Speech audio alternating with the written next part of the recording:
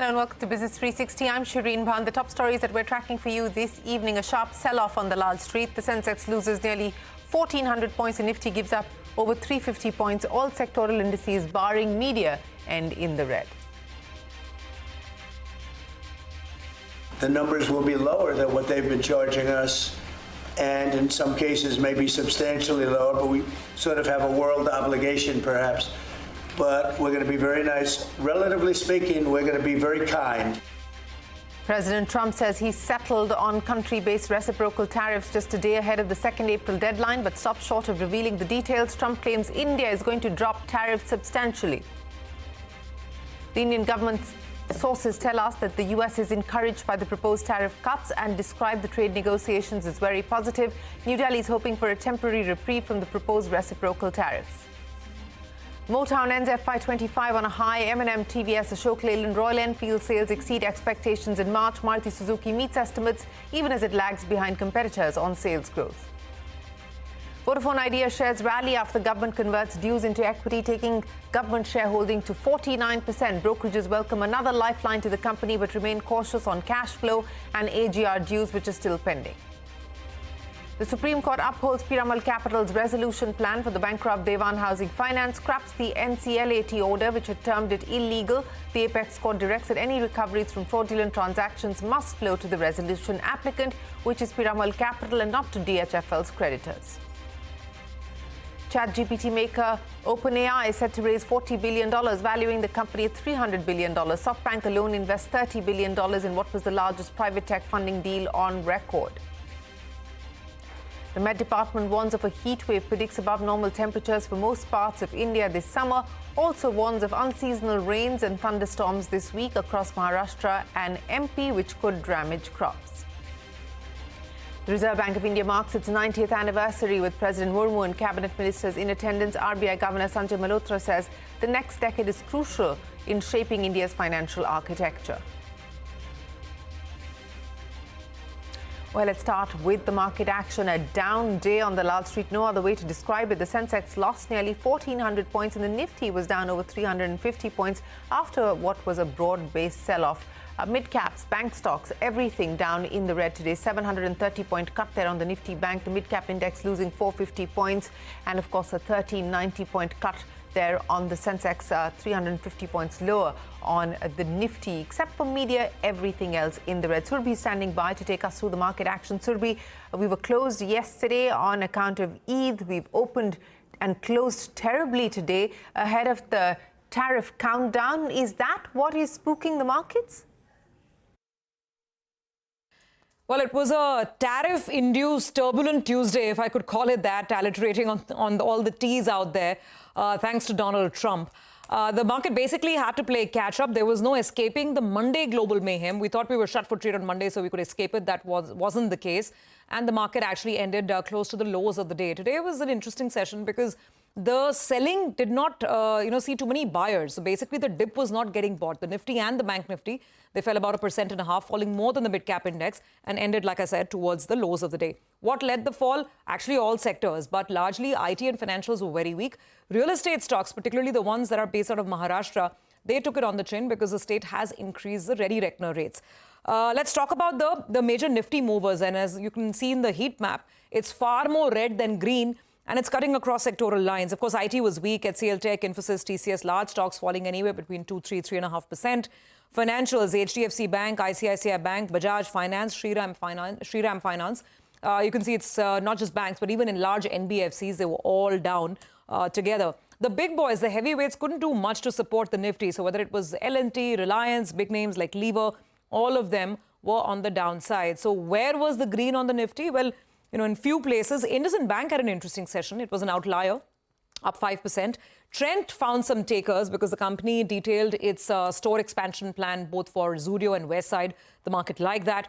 And some of the two-wheeler names were doing well as the auto sales numbers for the month of March have been trickling in. So Bajaj Auto and Hero Motor both managing a gain of about 1% each. Let's talk about the mid-cap market. The good news here is that there were more number of stocks advancing than declining.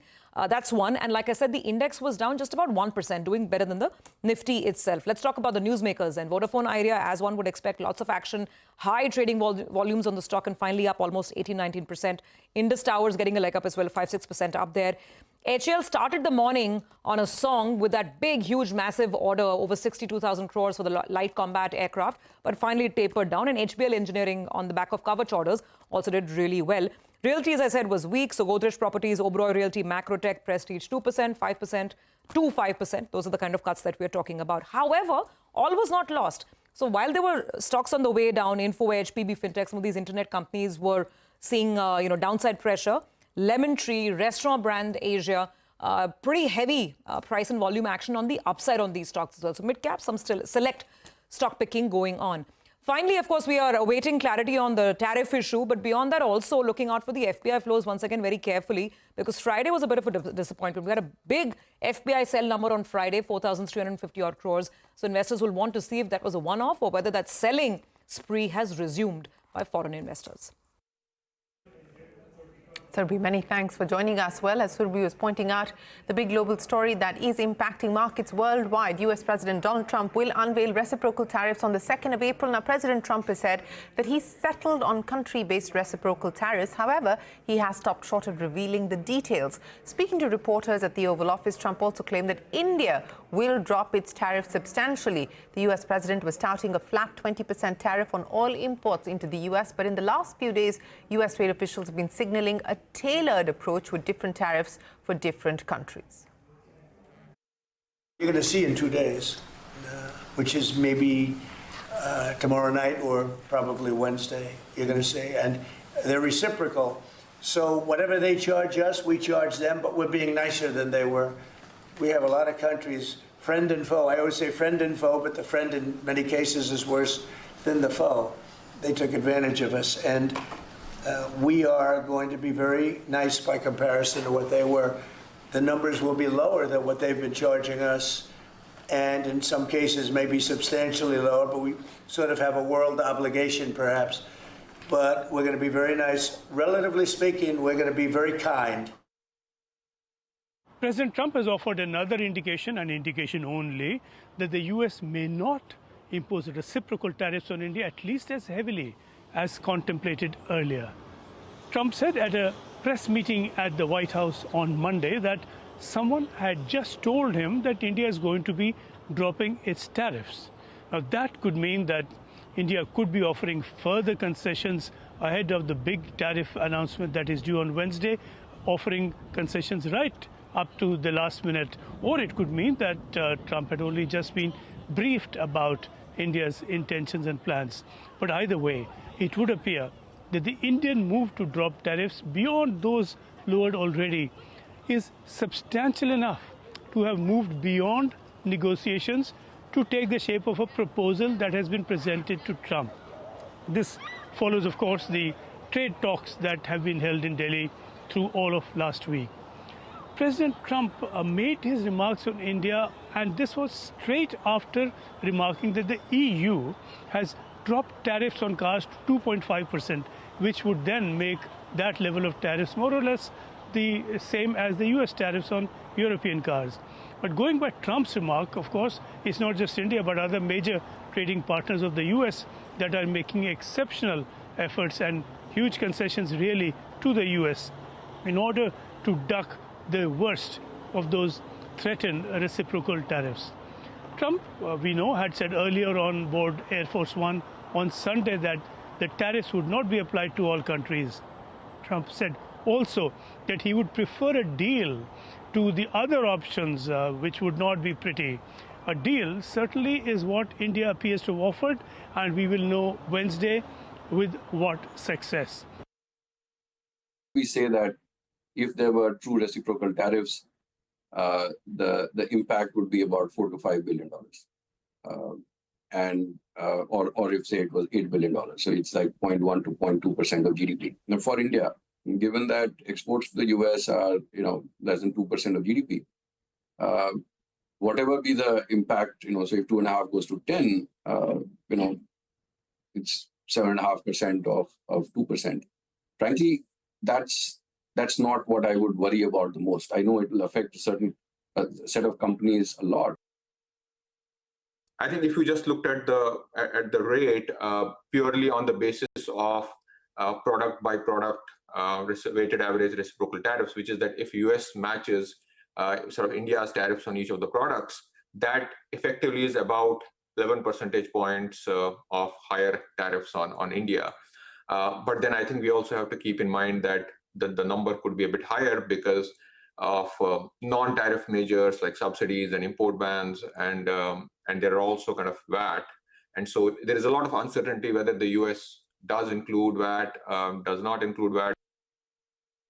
Well, reactions there coming into the potential impact of the Trump tariffs. Now, Indian government sources have said that the US is encouraged by the proposed tariff reductions. The US also described the negotiations for a bilateral trade deal between India and the US as positive. Now, New Delhi is hoping for a temporary reprieve from the proposed reciprocal tariffs. Parikshit is standing by with more. Parikshit, what should we expect now come the 2nd of April? Sources tell CNBC-TV18 that the US believes that talks with India on the bilateral trade agreement have been very positive. In fact, the US side is encouraged by India's offer of reductions in tariffs and non-tariff barriers and is now considering a pause on reciprocal tariffs on India by a month or so. Reciprocal tariffs are likely to be applied for all nations, including India, but a temporary reprieve is under consideration. US officials believe substantial progress has been made in talks of market access in all areas except for agriculture and dairy. India's removal of 6% equalization levy and also the reduction of tariffs on cars and motorcycles in the union budget and also tariffs on bourbon whiskey has been welcomed by US authorities. India's Commerce Ministry has said that India and US have broadly come to an understanding on the next steps towards a mutually beneficial multi-sectoral BTA. The ministry said that both India and the US have expressed satisfaction with the outcomes of the meeting.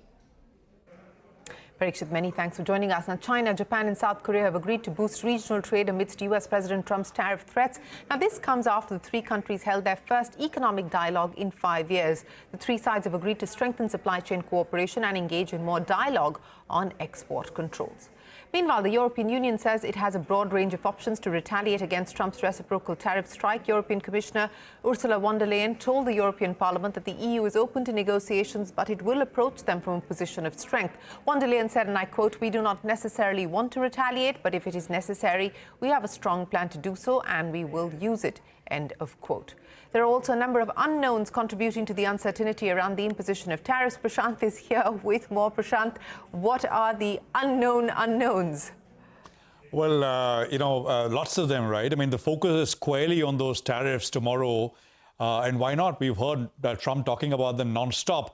And even after we've heard so much from him, we know very little about what actually is going to happen. Will Trump's tariffs be a bigger than expected blow, more disruptive than what is commonly believed? To be able to provide answers to that question, we need answers to a few questions, answers we don't have right now with us. So let me actually then put this in the context of 4 questions really about the announcement tomorrow. And, as I said, they remain unanswered, we'll know. Now, the first, of course, is the issue of timing. Timing of these tariffs really, right? Here, the simple point is, how will these tariffs go into effect? Will Trump, if he can move things along, will Trump put these, will he go forward and use the tariff law requiring a mandatory review period, or instead use emergency powers that allow tariffs to take effect immediately? My guess is that Trump aims for the latter. There is also the potential for tariffs to be phased in. For example, if he wants to impose 20, he says does 10 now and does 10 later. And if it is indeed so, it should take out some of the initial sting from the announcements. The second question is the size. Not long ago, the consensus worst case was a universal tariff near 10%, with China tariffs specifically being higher. Now, these estimates have all risen, and depending on who you ask, they stand anywhere between 15 and 20%, some even going to up to 25%. For many countries with few carve-outs in the first round, I mean, markets don't expect carve-outs. At least they're not pricing that in right now. It'll be a relief if it were to happen. Now, third is the question of which countries are impacted. We had the Treasury Secretary, Scott Bessent, who essentially talked about the Dirty 15. At that point, he didn't name countries, but EU, Switzerland, Japan, South Korea, and India are likely included on the list, along with, of course, Canada and Mexico. Now, this likely 15 perhaps would make up some 80% of US imports. Finally, there's the question of how other countries respond. Now, if you go back 3-4 months, the consensus was, actually, ever since President Trump took charge, the consensus was that countries would use restraint in their response to these tariffs. Can we be absolutely be sure of that? Unlikely now. Many countries are openly saying that they will impose retaliatory tariffs on US reciprocal tariffs. Now, these are the 4 reasons. There are many more, but these are the 4 big reasons why there remains an enormous amount of uncertainty around what is coming in the next 36 hours. Let's zero in on India and the potential impact as well. Now, here I'm using calculations from JP economists. The tariff differential, simply put, what India imposes on US, what US imposes on India, is about 8% on a weighted average basis, according to JP calculations. Now, the number rises substantially, as you heard Neelkant and Sunil Kaul earlier point out as well, if the Trump administration decides to include VAT of 18%. JP Morgan says if it's only 8% weighted average, the GDP impact is 20 basis points. If the weighted average plus VAT is included, the impact on GDP could be about 50 odd basis points or so. Now, let's just also look at sectors, right? Individual sectors, and the table will come up on your screen, which gives you a sense of what I'm talking about. This again from JP Morgan economists. Very simply put, these are various sectors: exports to US as a percentage of Indian GDP, tariffs imposed by US on India, tariffs imposed by India on the US. The way to look at this is exposure to Indian GDP, and of course, you just deduct tariffs imposed by India minus tariffs imposed by the US. The 3 sectors which come on the radar very clearly are chemicals and pharma, textiles and clothing, and agri and meat products. These are the 3 sectors where the differential tariff is the highest and exposure is not small. It's not, it's not negligible in that sense. And this is essentially what we'll have to find out. What exactly will they do? The question for markets, of course, in the very near term, and we've seen the reaction today, is will this Liberation Day, as President Trump has been describing it, be a risk shock in the sense that even though he's spoken about it nonstop, are markets adequately pricing it in, or are they underpricing? Or will it be a bit of a clearing event that now we got clarity and the sort of, classic sell the rumor, buy the news kind of thing works out? It's been exhausting, I guess, Shireen, for markets, for us as journalists to track and chase these headlines. The only thing is we don't have to wait now very long. Even though we may not know the full extent of what they plan to do, at least we will know what's on their mind tomorrow, which is actually early Thursday morning. Back to you. Well, the countdown is underway, but it's clearly not done, Prashant, and it's promising to be a long night, not just tonight, but for the next few days as this unravels. But thanks very much for joining us. President Trump has hinted that the Department of Government Efficiency, that's DOGE, headed by Elon Musk, might shut soon. Speaking at the Oval Office, President Trump said that Musk wants to return to run his companies. This comes a day after Musk had said he intends to step down from his cost-cutting role in May. Take a look. He's got a big company to run, and so at some point he's going to be going back. He wants to. You want to keep him around? But I'd keep him as long as I could keep him. He's a very talented guy. A lot of the people that are working with DOGE are the secretaries, the heads of the various agencies, and they've learned a lot, and they're dealing with the DOGE people. I think some of them may try and keep the DOGE people with them, but at a certain point, I think it will end. Well, Musk's return to the companies he runs are quitting DOGE perhaps shortly. The Chinese Foreign Ministry said Xi Jinping and Indian President Draupadi Murmu exchanged congratulatory messages on the occasion of the 75th anniversary of diplomatic ties between the two nations. As per the Communist Party-run Global Times, the Chinese Foreign Ministry said that the history of China-India relations demonstrate that becoming partners who achieve mutual success and realizing the dragon and elephant dance is the right choice for both sides. A reiteration of an earlier message. In stock-specific news, Vodafone Idea shares rallying in trade after the government decided to convert its dues into equity, not all, but some. With this, the government's stake in the company is now at 49%. Brokerages welcomed what they called another lifeline for the company, but the street remains cautious on cash flow as well as the pending AGR dues. That, of course, is an outstanding issue.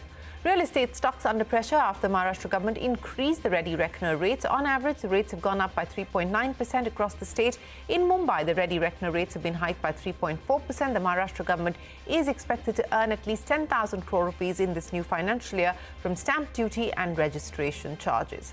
Now, MoTown has ended FY25 on a high. M&M, TVS, Ashok Leyland and Royal Enfield sales have exceeded expectations in March.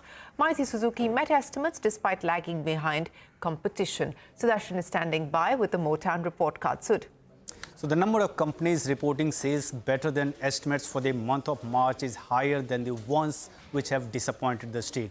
We'll start with two-wheeler companies. First one is Eicher Motors. It has reported sales for Royal Enfield, which was more than 1 lakh units against our estimate of 91,000 units, much higher than the estimates. Also, TVS Motors numbers were 7% higher than estimates. But for two-wheelers, one thing that has to be factored in is emission standard norm, which has come into effect from today. And that was the reason that these companies saw pre-buying in the last week of March. So numbers were looking elevated for most of the two-wheeler companies. Now coming to the tractor segment, both Escorts Kubota and M&M Tractor reported numbers that were much better than estimates. For Escorts Kubota, numbers were higher by 34% year-on-year. And both the companies said because of festival like Chat Navratri, the last week of March saw higher growth. But good part is both these companies are saying that momentum will continue even in Q1 FY26. And remember, this is one segment which has been outperforming over the last few months, and it's expected that this segment will continue to outperform going forward. Next is commercial vehicle segment. Here, Ashok Leyland has reported a strong set of numbers, while for Tata Motors, CV sales have dropped by 3%.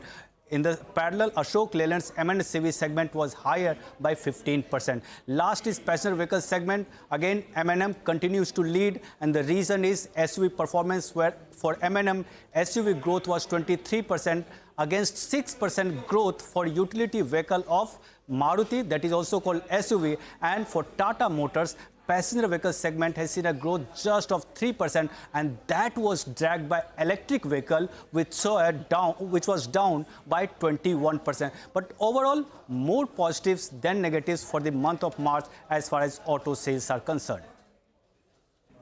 All right, so many thanks for joining us. We will take a break, but up next, the Supreme Court upholds Piramal Capital's resolution plan for the bankrupt Dewan Housing Finance, scraps the NCLAT order, which had termed it illegal. That and more when we return.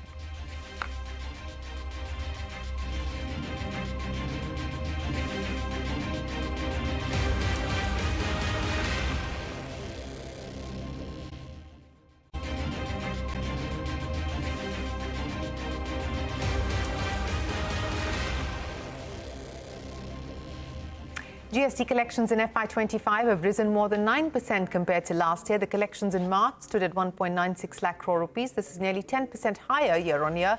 The mop-up in March is also the second highest monthly collection so far this year. That's how we closed the year for GST. Coal production in the month of March is down just over 3% as per Coal India, which informed the stock exchanges. Coal India has set a full-year target of 838 metric tons of coal, but it managed to achieve only 781 metric tons, which is 93% of its full-year target. Gas stocks in focus today. This after the government hiked the prices under the administrative price mechanism by 4%. This is the first hike in APM gas prices in 2 years. The revised price is now set at just under $7 per unit of gas until September this year. That's when the next review is likely to take place. British aerospace manufacturer H.R. Smith Group has strongly refuted allegations that it transferred sensitive technology to Russia via India's Hindustan Aeronautics. Refuting a report in the New York Times, the company said the alleged products were used in a satellite-based search and rescue network. The group said they were not provided any evidence to support the claim that its products were shipped to Russia. The Supreme Court has upheld Piramal Capital's resolution plan for the bankrupt Dewan Housing Finance. The Apex Court has scrapped the NCLAT order, which held that the plan was illegal. Ashmit is standing by now with more details. Ashmit. Well, a bit of a mixed bag as far as Piramal Capital is concerned. Up front, what the main takeaway here is from the Apex Court judgment is that the Piramal Capital resolution plan for DHFL has been upheld. So that definitely comes as a breather, specifically after the NCLAT order, which had held this resolution plan to be illegal. The rationale that the NCLAT had given is that only a value of ₹1 had been ascribed to 45,000 crore rupees of avoidable and fraudulent transactions, and any recoveries would then flow to Piramal Capital, and that was a concern that had been raised by the various bondholders in this matter. The new formula that has been given now by the Apex Court as of this judgment, as of this morning, is that as far as this entire issue of avoidable and fraudulent transactions are concerned, adding up to 45,000 crore rupees, that is an issue that now the NCLT will decide. And importantly, the distinction that the Supreme Court has drawn is that recoveries from avoidable transactions will now flow towards the lenders. So that definitely comes as a big boost as far as lenders are concerned. However, recoveries from the fraudulent transactions will flow exclusively to Piramal Capital as a successful resolution applicant. So that to a small margin, a bit of a hit, a bit of a setback coming in for Piramal Capital. As earlier the condition was that all recoveries from the whole of 45,000 crore rupees, if any, would have gone to them. Back to you. Ashwat, many thanks. The government is facing a liability of more than 1 trillion rupees for outstanding sovereign gold bonds, that at the current gold price. In a reply to Parliament, the government revealed that outstanding sovereign gold bonds have an underlying gold of 130 tonnes. Manisha standing by with the details. Manisha, a problem for the government? Well, yes, absolutely, Shireen. And we did hear a similar kind of a statement in the last month as well in the Parliament itself. And when you look at the gold prices in last 1 month, we've seen prices gain up by 10%. If you look at the previous quarter, the gold prices have gained up by 18%. And we've started this financial year on a record high as well. So when you look at the calculations that we have been doing in the office today, RBI did issue 67 tranches. And the first tranche was put out in 2015-16. And the total tranches that were put out, that comes to 146.9 tons. Now, 6 of these tranches have been paid off, have been redeemed, but 61 tranches still remain and 130 tons of redemption still remain as well. So when you look at the gold prices right now, the outstanding, if we calculate that to today's price, today's price really comes in at around 9,284 per gram. Now, when you multiply that to 130 tons, the outstanding that the government has to pay to the Indian investors is to the tune of 1.2 trillion rupees. And we are only taking the prices of today because as and when these tranches will continue to come in,